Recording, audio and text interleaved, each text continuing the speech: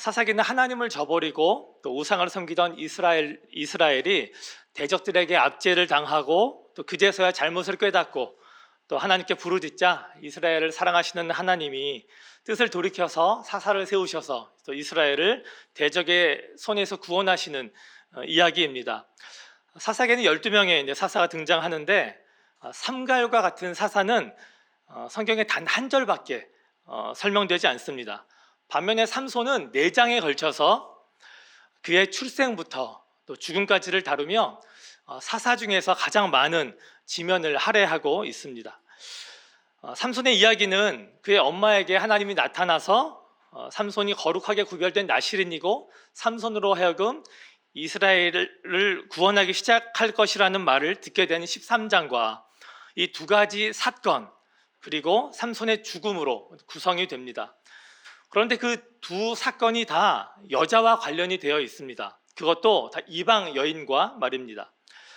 저는 삼손 이야기를 읽으면서 참 이해가 되지 않는 부분이 많았습니다. 삼손은 거룩히 살아야 할 나실인임에도 불구하고 율법을 저버리고 죽은 사자의 몸에서 꿀을 가져다가 먹기도 하고 그것을 부모까지 먹게도 하고 그리고 이방 여인, 특히 이스라엘을 괴롭히던 그 블레셋 여인을 쫓아다니고 정말 믿음이라고는 찾아보기 힘든, 아니 안 믿는 사람과 같은 삼손을 왜 사사로 세우셨으며 또 왜 가장 많이 이 삼손에 대해서 성경에 기록했으며 또 그런 방탕한 삶을 살던 삼손에게 여호와의 영이 계속 함께 하시면서 도우시는 게 쉽게 이해가 되지는 않았었습니다.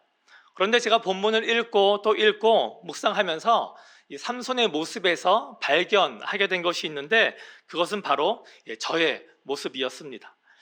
처음 발견한 대목은 삼손이 결혼하려던 그 딥나의 여인의 집에서 잔치를 벌였을 때 사람들에게 삼손이 수수께끼를 냅니다. 그 수수께끼를 맞추려고 그 청년들이 삼손의 아내가 될 여자한테 협박을 합니다. 그 수수께끼의 답을 알려달라고. 여인이 삼손에게 알려달라고 하자 삼손이 처음에는 잘 반응합니다.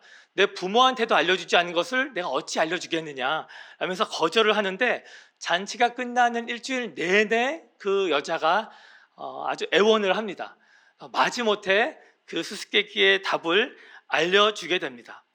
그 일로 인해서 나중에 분을 참지 못한 이 삼손이 블레셋 지역에 방화를 하기도 하고 또 사람을 죽이기도 하고 그의 결혼은 파탄이 나기도 합니다.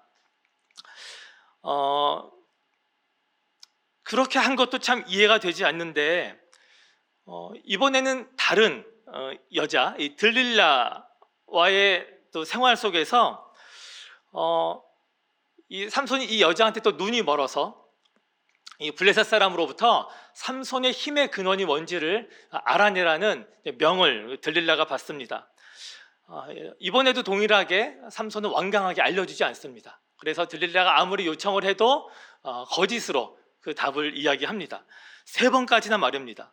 그런데 그 마음을 이번에는 삼손이 잘 지키나 싶더니 여자가 간청하고 또 계속해서 또 애원하고 재촉을 하자 또 그 비밀을 말해주게 됩니다. 그 결과 삼손은 머리가 다 밀리고 또 블레셋 사람들한테 잡혀가서 눈도 다 뽑히게 되고 짐승이나 돌리던 이 맷돌을 돌리는 일을 감옥에 gat혀서 하게 됩니다. 처음에는 어떻게 저렇게 쉽게 믿음을 저버릴 수 있는가 싶다가도 계속 그 말씀을 묵상해 보면서 영락없이 삼손의 모습에서 저의 모습을 보게 되었습니다. 매번 하나님 앞에서 잘못을 회개하고 다시는 믿음 없는 삶을 살지 않겠다고 다짐하고 또 결단하지만 또 유혹에 넘어지고 또 나 자신과 타협하고 또 작은 어려움에 또 무너지고 그래서 또 같은 죄를 반복하는 연약한 제 자신의 이 모습이 매번 여인의 유혹에 넘어지는 삼손의 모습과 다를 바 없었습니다. 그 마음으로 이 본문을 읽으니 하나님이 제게 말씀하시는 것이 참 많았습니다.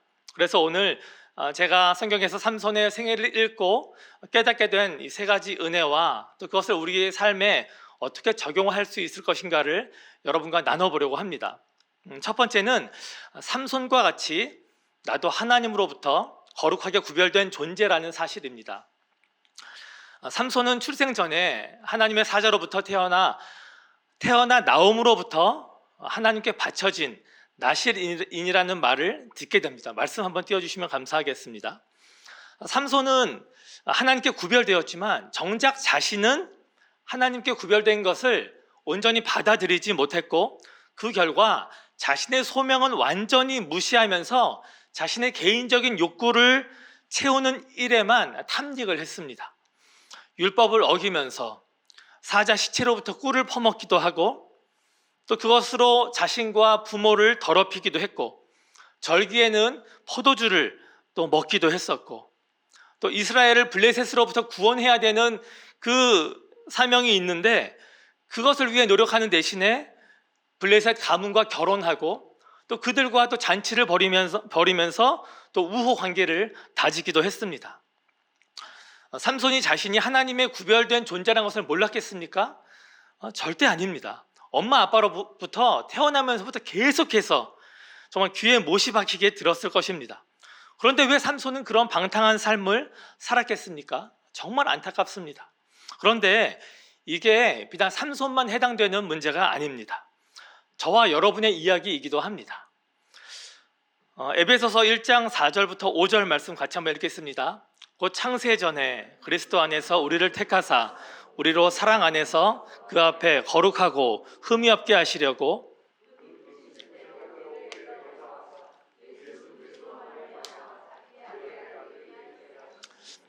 우리 역시 창세 전부터 선택되었고 거룩하고 또 흠이 없이 살아갈 하나님의 자녀라는 존재로 구별되었기 때문에 삼손만 특별한 부르심이 있었던 게 아닙니다. 우리가 그리스도인, 또 크리스찬이라고 하는 말의 뜻이 그리스도를 따르는 사람 아닙니까? 그런데 우리는 기독교인, 크리스찬으로 살아가는 것이 아니라 어떨 때 보면은 교회만 다니는 그냥 교인으로서의 삶을 살아가고 있지는 않은가라는 생각을 하게 됩니다. 우리의 정체성은 교인이 아니라 그리스도를 따르는 그리스도인인 것을 우리는 반드시 기억해야 합니다. 삼손도 분명히 그랬던 것 같고, 저와 여러분도 이렇게 구별된 또 거룩하게 살아가야 할 존재라는 것이 감사하고 좋지만은 않을 것 같습니다. 삼손은 그렇게 거룩하고 구별되게 사는 것이 너무 답답하고 또 손해보는 것 같아서 아마 속박처럼 느꼈던 것 같습니다. 한 아내분이요, 자신의 남편이 담배를 너무 많이 펴서 교회도 안 나오고 담배를 하루에 5갑을 핀다고 하는데요, 그게 가능한지는 모르겠습니다. 그래서 그 교회 담임 목사님한테 부탁을 해서 우리 남편과 면담을 해서 담배 끊고 이제 교회 나오게 좀 해달라고 얘기를 해달라고 해서 시간을 만들었다고 합니다. 이 목사님은 남편을 만나서 왜 교회에 안 나오시냐고 얘기하니까 담배 때문에 교회를 갈 수가 없다고. 그래서 예배 드리는 중간에 담배를 피워야 되는데 그걸 참지 못해서 너무 어렵다고 하니까 그런 문제라면 걱정하지 마시고 나오시라고, 나와서 예배 드리시다가 못 참으면 나가서 피시고 들어오시라고 더니 그래도 되겠냐고. 그래서 괜찮다고. 그렇게 해서 이분이 교회를 이제 나오시게 됐는데, 그 이야기를 들은 이 아내분께서, 성도분께서 많이 좀 마음에 들지 않았던 것 같습니다. 남편이 담배 딱 끊고 거룩하게 하나님 앞에 나아가서 예배드리길 바라는데 여전히 담배 피는 그 모습 때문에 목사님이 좀 강하게 얘기해 주셨으면 좋았을 텐데 라는 생각을 했었다고 합니다. 그런데 그런 상태에서 이분이 교회에 나오고 또 계속 담배를 피우셨겠죠.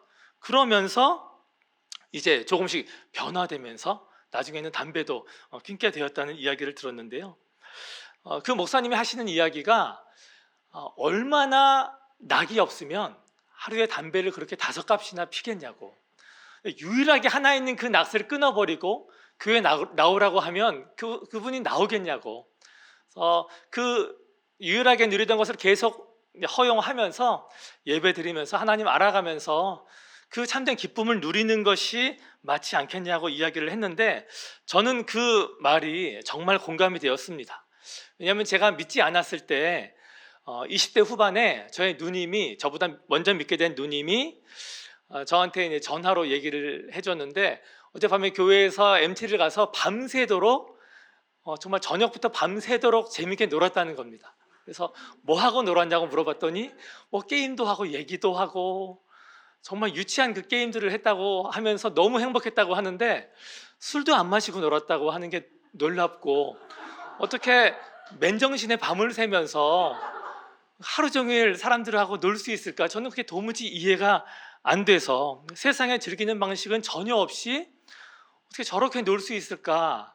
근데 진짜 재밌다는 말이 정말 저는 이해가 되지 않았습니다. 그러니까 누님의 권유로 제가 교회를 나가게 되면서 조금씩 하나님을 알게 되고 어느 순간 제가 한 입으로 찬양하면서 또 다른 한 입으로 술 담배를 하는 게 너무 이 양심의 가책도 느끼면서 누가 끊으란 말을 하지 않았는데 저 스스로 다 그것을 끊게 됐고 그러면서 하나님 안에서 알아가는 것들이 너무나 즐거웠고 그렇게 제가 이해할 수 없었던 MT 가서 밤새 노는 삶을 제가 계속해서 교회에서 살게 되었었습니다.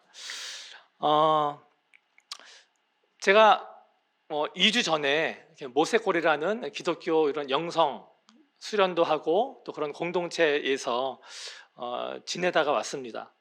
그곳에서 인터넷도 안 하고 뭐 다른 것도 전혀 없죠. 사람들하고 대화도 거의 없이 새벽부터 하루 종일 묵상하고 기도하고 또 예배하고 또 묵상하고 찬양하고 그런 시간들을 보냈었는데 정말 신기한 게 이렇게 세상과 좀 구별된 상태에서 하루 종일 하나님만 묵상하고 또 말씀 안에서 주님을 예배하며 지내는 시간이 너무 좋았던 겁니다. 기도를 하는데 시간이 너무 빨리 지나가서 밥 먹을 시간, 거기 이제 밥이 그 시간에만 나오니까 그 시간에 안 가면 안 되잖아요. 근데 그 시간이 정말 너무 아까울 정도로 기도하는 시간이 너무 행복하고 또 말씀 읽는 시간이 정말 좋았었습니다. 고린도후서 3장 17절 말씀에 이것도 한번 같이 읽어보겠습니다. 주는 영이시니 주의 영이 계신 곳에는 자유가 있느니라. 요한복음 8장 32절 말씀도 같이 읽겠습니다. 진리를 알지니 진리가 너희를 자유롭게 하리라. 우리가 구별되었다는 것은 거룩하게 사는 것이 정해져 있는 그런 고리타분하고 삭막한 삶을 이야기하는 게 아니라 우리가 그 부르심으로 살아갈 때에 우리는 그 안에서 누릴 수 있는 참된 기쁨과 자유를 우리가 즐길 수 있고 만끽할 수 있는 존재로 지어졌다는 것을 의미합니다. 그 모세거를 또 이끄시는 그 임영수 목사님께서 이번에 이런 말씀을 해주셨어요. 참 이게 저한테 많이 와닿았는데 우리는 살면서 끊임없는 삶의 선택을 해야 한다고 합니다. 그런데 그 선택을 할 때 가장 소중한 것을 깨닫고 그것을 붙잡아야 한다고 말씀하셨습니다. 그런데 우리는 너무 연약해서 여전히 하나님 보시기에보다 내가 좋은 것들을 선택하며 살아간다고 합니다. 마치 삼손과 같이 말입니다. 그래서 우리는 하나님한테 이것을 해주세요, 이것을 주세요 라고 마치 하나님을 길들이면서 기도하고 살아가는 삶에서 벗어나서 우리의 기도부터 바꿔줘야 한다고 합니다. 어떻게 바꿔줘야 되냐면 하나님을 길들이는 기도가 아닌 하나님 나를 길들여 주옵소서.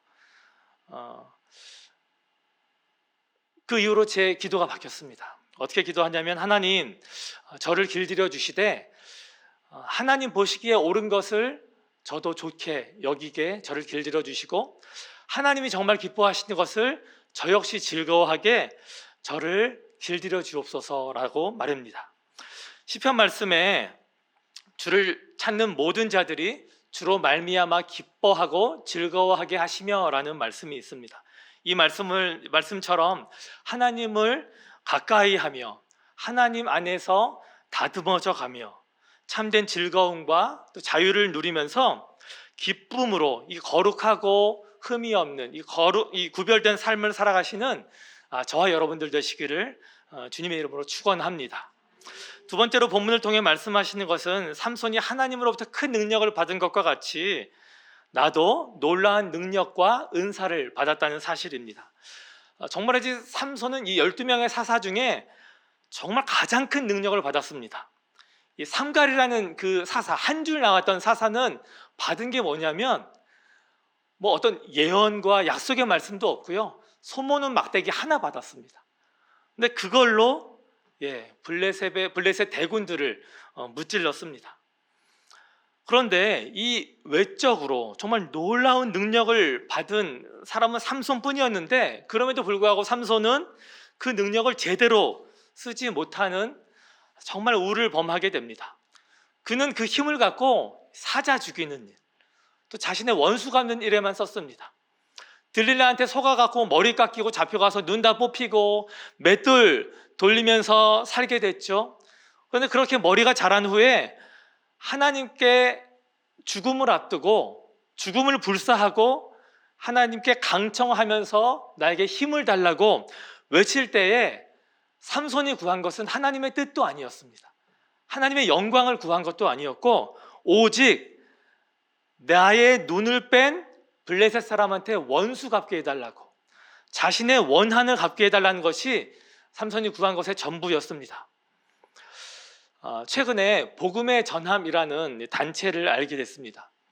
광고회사 대표로 승승장구하던 한 크리스찬 사업가가 우연히 떡볶이 파는 이 좌판에서 아주머니가 음식에 이제 떡볶이를 넣어주는데, 그 검은색 검정 봉투 있잖아요. 거기에 포스트잇에 하나님은 사랑이십니다라는 게 그걸 붙여갖고 모든 손님한테 주는 것을 봤다고 합니다.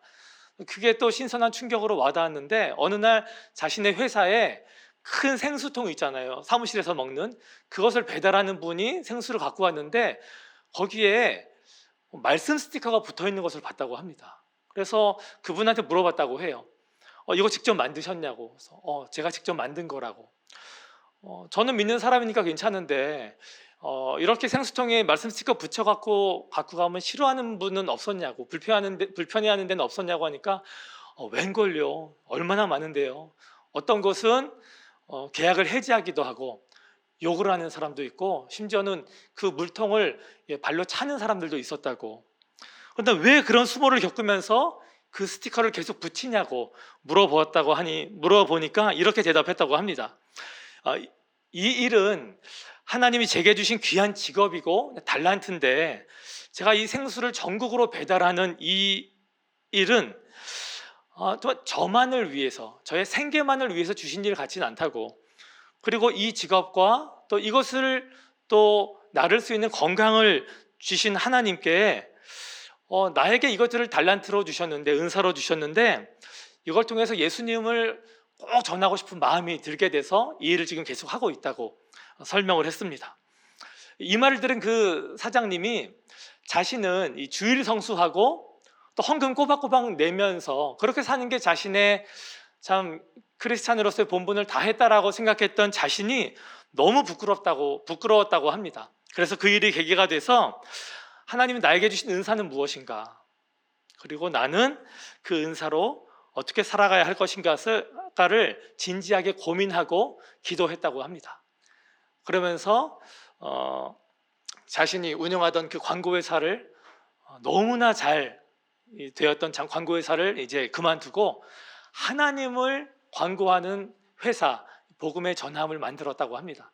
그래서 그 회사에서는 비영리 기관인데요, 일간지 신문에 전면으로 하나님의 사랑을 어떠한 다른 후원이나 이런 설명도 없이 그냥 하나님은 사랑이시다, 그러니까 그 예수 그리스도의 사랑을 전면으로 광고하는 일들을 시작하고, 또 버스에, 아마 여러분들도 보실 기회가 있을 겁니다. 버스에 예수님에 대해서, 복음에 대해서 그냥 그 복음 그 자체만을 담아서 이제 사람들로 하여금 보게 하는, 하나님의 사랑에 눈뜨게 하는 일들을 감당하고, 지하철역 또 전 세계 곳곳에 하나님의 사랑을 전하는 일들을 하고 있다고 합니다.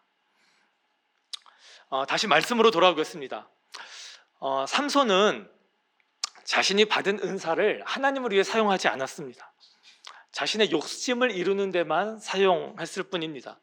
그가 하나님을 찾았던 것이 2번이 나오는데요, 이 4장의 기록 중에 한 번은 목말랐을 때 나 물 달라고, 그리고 두 번째는 이 원수 갚게 해달라고, 두 번입니다.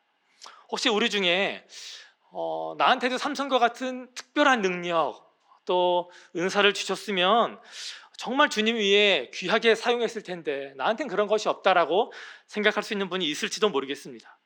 그런데 여러분과 저에게는 이미 놀라운 은사와 능력을 받은 것을 기억해야 합니다.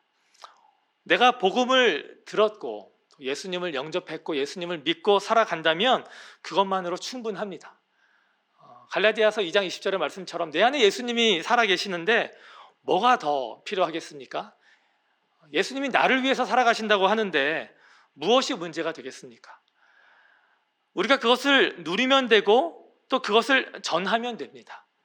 그 하나님의 나라의 의를 누리고 구하는 것이 아니라 내 욕심과 계획을 이루다 보니까 이미 나에게 주신 은사도 능력도 전혀 사용하지 않고 있는지는 모르겠습니다. 마치 삼손과 같이 말입니다. 마치 그 떡볶이를 팔면서 검은 봉투에 하나님은 사랑이다라고 그 포스트잇을 붙이는 아주머니처럼, 또 그 생수를 또 하나님의 말씀을 붙여서 배달하는 분과 같이 저와 여러분에게는 예수님이 주신 그 놀라운 사랑, 그 생명을 전할 기회가, 그 달란트가 정말 차고 넘치게 있다는 사실을 반드시 기억하시기를 축복합니다. 그리고 한번 주위를 한번 둘러보시면서 생각해 보시면 좋을 것 같아요. 내가 정말 짧게라도 하나님을 전할 수 있는 일들은 무엇인가? 또 아직 하나님을 알지 못하는 내가 아는 수많은 사람은 누구인가를 말합니다.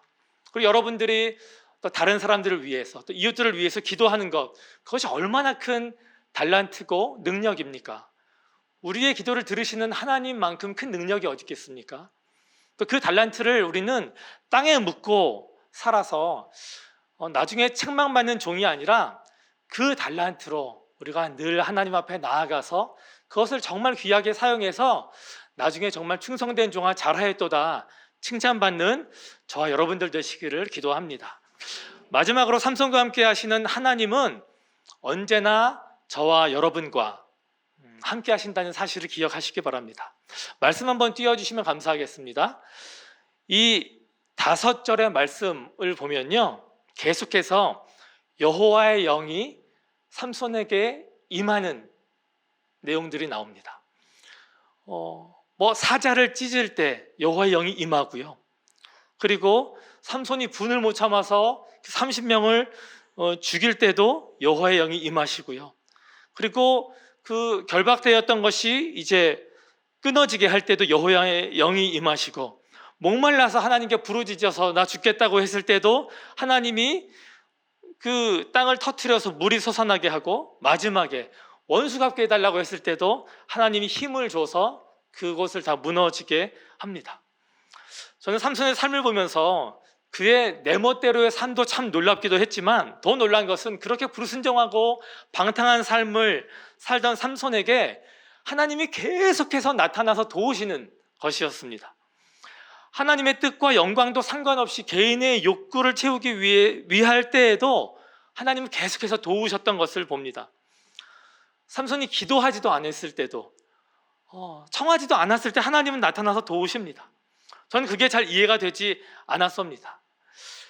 저렇게 방탕하고 그릇된 삶을 사는 삼손에게 왜 여호와의 영이 끊임없이 임하셔서 도우시는지를 말입니다. 그러면서 제 자신을 돌아보게 되었습니다. 아니, 제 자신을 돌아보게 하셨습니다. 가만히 생각해 보니까 저 역시 하나님께 구하지 않은, 기도하지 않은 정말 많은 것들을 하나님으로부터 받았다는 사실을 인정하지 않을 수 없었습니다. 정말 우연이라고 생각했던, 또 내가 잘해서 또 내가 특별해서 이루어졌다고 생각했던 모든 일들이 다 하나님의 섭리 가운데 베푸신 특별한 은혜였던 것을 이제는 알게 되었습니다. 하나님은 여러분과 언제나 함께 하십니다. 우리가 믿음의 삶을 살 때도, 믿음의 삶을 살지 않을 때도 말입니다. 삼손에게 그러하셨듯이 말입니다. 우리가 죄를 짓는다고 정죄하시고 떠나시는 게 아니라 안타까워하시며 우리를 끊임없이 도우시고 선하게 인도하십니다. 그렇기 때문에 우리는 한순간도 예외 없이 하나님의 임재 가운데 살아가고 있음을 기억해야 합니다. 하나님의 임재는 느낌이 아닙니다. 하나님의 임재는 실제입니다. 내가 하나님이 계신 것만 같다고 느꼈을 때 하나님이 임재하시는 것이 아니라 내가 하나님이 계시다고 느끼던 그렇지 않던 간에 하나님은 우리와 함께 하시고 우리의 삶의 실제는 하나님의 임재 가운데 있다는 것을 믿으시기 바랍니다. 그리고 그 하나님께 우리의 마음을 주께로 향하는 거룩한 습관을 들이시기를 축복합니다. 제가 얼마 전부터 정말 자리 잡고자 하는 이 습관이 하나 있는데 그것은 하나님과 하루 종일 대화하는 겁니다. 정말 갈라디아서 말씀처럼 내 안에 예수님이 사신다고 하시고 예수님도 내가 아버지 안에 너희가 내 안에 내가 너희 안에 있다고 말씀하셨습니다. 그 말씀을 의지해서 저는 제 안에 계신 주님과 대화하는 것을 정말 열심히 하려고 하는데 참 쉽진 않습니다. 저는 아버지와 어렸을 때 떨어져 살아서 아버지와 관계가 정말 서먹합니다. 또 나이 차도 워낙 많이 나고 또 아버지가 워낙 어렵게 느껴져서 아버지가 편한 적이 한 번도 없어서 어린 나이에도 아버지한테 아빠라고 했던 기억이 없습니다. 그래서 하나님과의 관계도 참 멀게만 느껴집니다. 그런 제가 얼마 전부터 항상 아빠라는 표현을 하면서 하나님하고 대화를 합니다. 눈 뜨면 아빠 감사합니다, 사랑합니다, 그렇게 얘기하고 하루 종일 대화하려고 합니다. 제가 참 생각이 많아서 하루 종일 머리로 쉬지 않고 생각을 할 때도 있고 끊임없이 잡념이 들 때가 많은데 이제는 그때마다 그 모든 순간에 이 아버지와 대화하는 훈련을 하고 있습니다. 영성일기 하시는 분은 많이 아실 텐데요. 이 프랑크 루박 선교사가 쓰신 프랑크 루박의 편지라는 책에 이런 이야기가 나옵니다. 이 어린 아기가 언어를 배울 때 수십만 번의 말을 되든 되지 않든 해 나감으로 인해서 그 말을 배우게 된다고요. 외국어도요, 좀 말 많이 하는 사람들이 이 외국어를 빨리 배우게 되는 것처럼 하나님의 언어도 마찬가지입니다. 진짜 내 옆에 계신 사람을 대하듯이 하나님과 대화하는 게 어색하지만 계속 해 나가다 보면 하나님과의 언어가 우리 가운데 자리 잡게 되고 그 하나님과의 교제와 소통이 이루어지게 될 것입니다. 저랑 좀 가까운 예전에 그 블레스에서 일했던 우리 북에서 온 청년이 해준 이야기인데요. 이 친구가 남한에 와서 이제 교회에 처음으로 갔다고 합니다. 그래서 어떻게 하다 보니까 본인이 기도를 이제 대표 기도를 이제 하게 됐는데 어떻게 기도를 시작할지를 알지 못했다고 합니다. 너무 당황스러워서 어떻게 해야 되나. 그래서 그냥 자기 딴에는 최선을 다해서 기도를 이렇게 시작했다고 합니다. 안녕하세요 하나님, 잘 지내시죠? 그러면서 기도를 해 나갔다고 합니다.